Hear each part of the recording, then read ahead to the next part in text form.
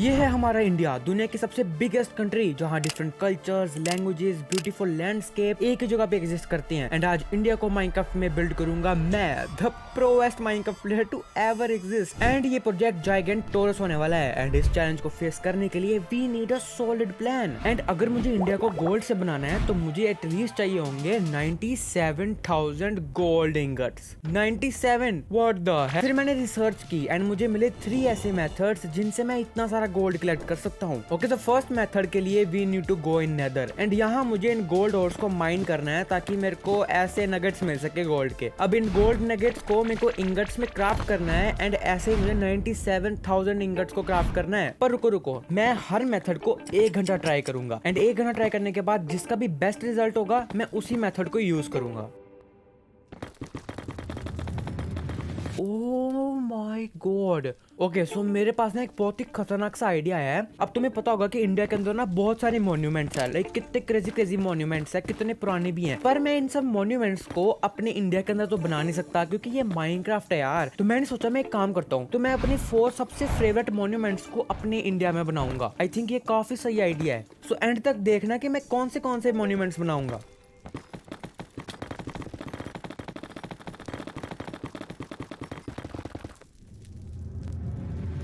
Okay, so first method के results आ चुके हैं एंड या pretty dog shit. Okay, so first method तो इतना अच्छा नहीं था, बट मेरे पास अभी भी सेकंड मेथड है। एंड इस मेथड के लिए भी हमें माइनिंग करनी है, बट नेदर में नहीं, ओवरवर्ल्ड के अंदर। ओके, सो देखो, बैडलैंड्स के अंदर आपको बहुत सारा गोल्ड मिलता है। एंड ये गोल्ड आपको वाई लेवल 64 के आसपास मिलता है। एंड मैं यहाँ पर आ भी चुका हूँ वाई लेवल 64 के पास। अब होपफुली कि ये वाला मेथड अच्छा हो, बिकॉज गूगल के हिसाब से यहाँ पे काफी अच्छा खासा गोल्ड मिल जाता है।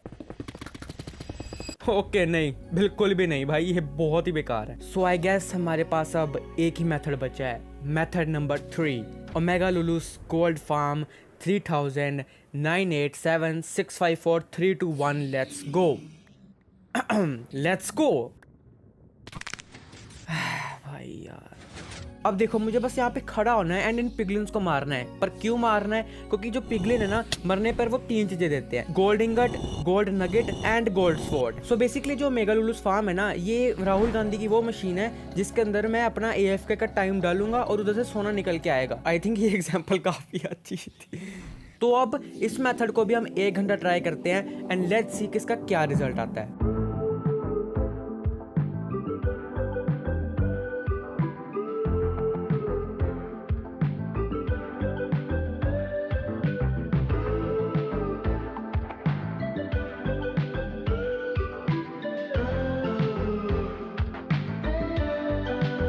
बॉयज, आई थिंक 1 से 2 घंटे ये कर लिए मैंने एंड हमारे पास इतना गोल्ड है। आई थिंक 2 घंटे के अंदर अगर इतना गोल्ड मिलता है तो फिर तो ये काफी एफिशिएंट मेथड है यार। इस मेथड में 2 सबसे बड़ी प्रॉब्लम्स है। एक प्रॉब्लम तो ये है कि इसमें बहुत सारा AFK करना पड़ता है, लाइक घंटों में। एंड दूसरी चीज ये कि इसमें क्राफ्ट बहुत करना पड़ता है। अब AFK तो मैं कर लूंगा एंड दूसरी प्रॉब्लम के लिए मैं मोड्स का यूज कर सकता हूँ जिनसे की मेरी जिंदगी थोड़ी आसान हो जाएगी। सो अगले 10 मिनट मैंने पूरा क्राफ्टिंग पे लगाया एंड मेरे पास इतने सारे गोल्ड ब्लॉक्स आ गए हैं। बट ऑफकोर्स ये बिल्कुल भी इनफ नहीं है। जब मैं बोल रहा हूँ ना इनफ नहीं है, तो मानो ये बिल्कुल भी इनफ नहीं है। तो इसी के लिए मुझे और AFK करना पड़ेगा। अब AFK का मतलब है कि मेरे को वहां पे खड़ा होना पड़ेगा स्टैचू जैसे और बस मारना पड़ेगा इनको। बहुत पेनफुल चीज है बट करना तो पड़ेगा ही, है ना। तो चलो करते हैं। अभी सब्सक्राइब करो। आहा, सारे गोल्ड ब्लॉक्स कलेक्टेड। नहीं, इतना आसान नहीं था ये, बट कोई ना, फिर भी ब्लॉक्स जितने भी थे उतने तो कलेक्ट हो गए। अब मेरे को नहीं लगता कि इससे ज्यादा मुझे ब्लॉक्स की जरूरत पड़ेगी। तो एनीवेज, मेरा ऐसा प्लान है कि इन ब्लॉक से मैं पहले इंडिया की आउटलाइन बना लूंगा ताकि तुम लोगों को एक आइडिया हो जाएगी ये कितना बड़ा बिल्ड है।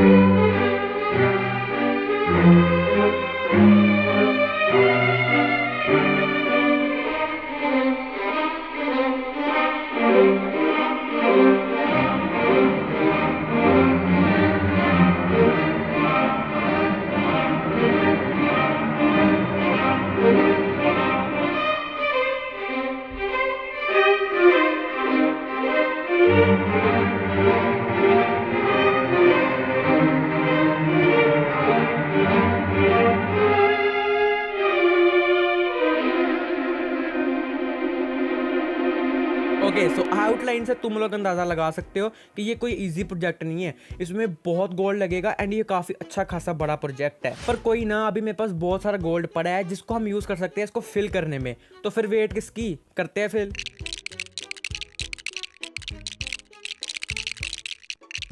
ओके सो अब गोल्ड ब्लॉक जितने भी थे मैंने खत्म कर लिए। मैं कहूंगा कि हमने इसको ऑलमोस्ट 7% के आसपास कंप्लीट कर लिया है। बट अब तुम्हें पता है कि मेरा सारा गोल्ड तो खत्म है, तो इसका मतलब पता क्या है, और AFK करना पड़ेगा ये अब इसके बाद मैंने ऑलमोस्ट 7 आवर का AFK किया, 7 आवर। अब लेट्स सी कि कितना गोल्ड कलेक्ट होता है। ओ भाई पिछली बारी से तो काफी ज्यादा है। अब चलो ये सब के सब गोल्ड नगेट्स और बीच में जो इंगट्स हैं उन सबको ब्लॉक्स में क्राफ्ट करते हैं। ओह माय गॉड भाई इतने सारे गोल्ड नगेट्स हैं कि मेरी गेम 4-5 FPS पे चल रही है लॉल। सो इसके बाद मेरे पास जितना गोल्ड था मैंने उसको ब्लॉक में क्राफ्ट किया एंड इन सबको लेकर चलते हैं इंडिया की ओर। And here we are, let's start filling it again. मैं ऐसे क्यों बोल रहा हूँ मुझे नहीं पता।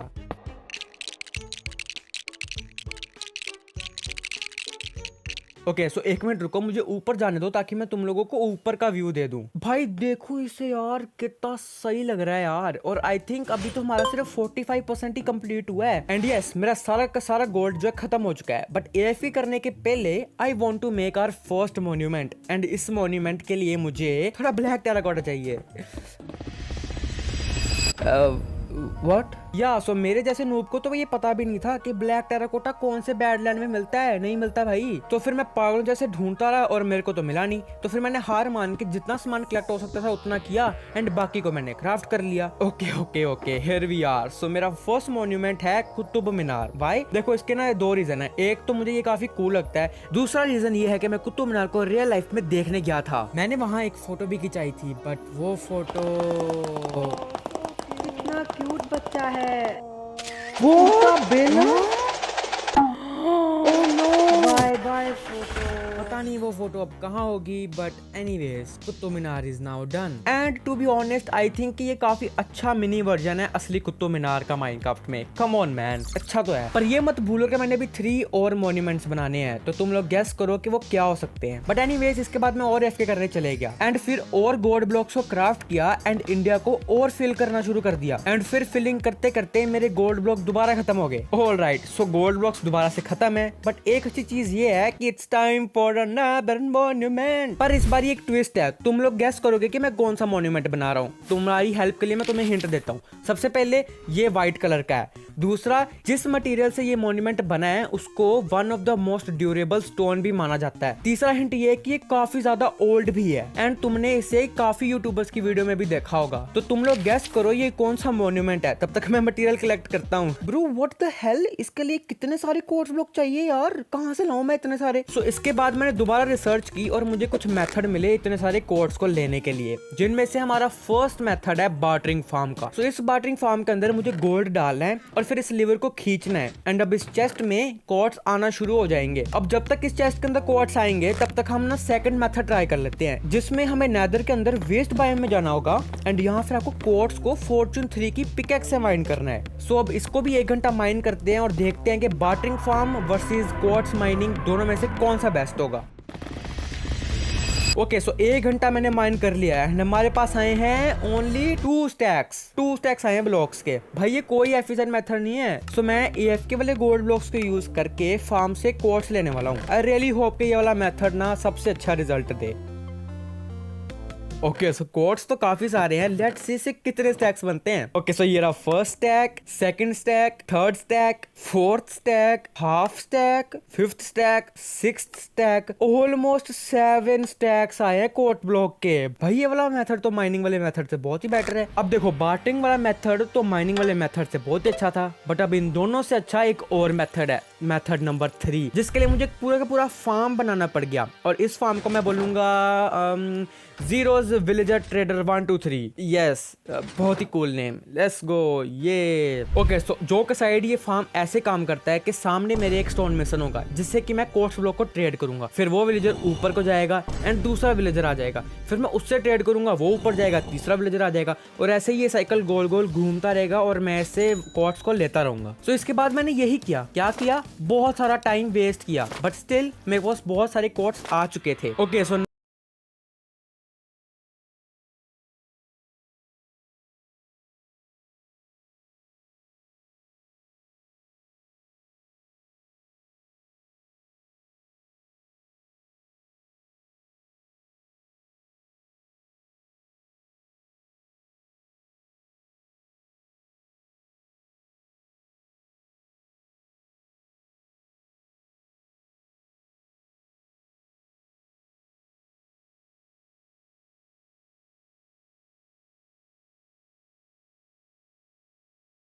अब थोड़ी सी फिलिंग कर लेनी चाहिए क्योंकि मेरे पास बहुत सारे गोल्ड ब्लॉक्स पड़े हैं पड़े थे ऑलरेडी भाई साहब। मैंने जितने गोल्ड के ब्लॉक्स है सब कर दिए हुए, सब के सब लगा दिए। एंड हमने इंडिया के मैप को ऑलमोस्ट 90% कंप्लीट कर लिया है। बट एक प्रॉब्लम है, हमने फ्लो के अंदर 2 मॉन्यूमेंट मिस ही कर दिए। यस, 2 मॉन्यूमेंट्स कर दिए मिस। सो अब मैं एक साथ ही 2 बिल्ड करूंगा, जिसमें से एक के लिए मुझे काफी सारा सैंडस्टोन चाहिए। सो अब इकट्ठे करते हैं ये सब का सब। ऑल्सो इसको भी गैस करो, व्हाट डू यू थिंक ये कौन सा मॉन्यूमेंट है? इस बार सिर्फ एक ही हिंट दूंगा मैं, इसके नाम के अंदर इंडिया आता है। ओके, सो जब तक तुम लोग गैस कर रहे हो तब तक मैं थोड़ा सा मटेरियल कलेक्ट कर लेता हूँ। सो मटेरियल कलेक्ट करने के बाद मैं इस मॉन्यूमेंट को बनाना शुरू कर देता हूँ।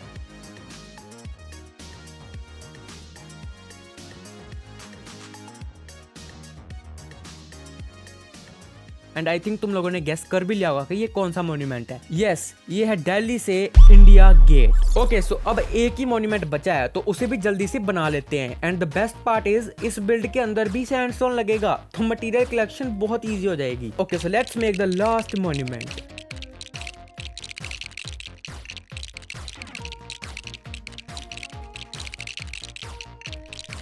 And done, all of the 4 monuments are done. अब रुको भाई, अभी इंडिया के मैप को भी कंप्लीट कर लेते हैं एंड फिर एक साथ इस सब चीजों को देखते हैं।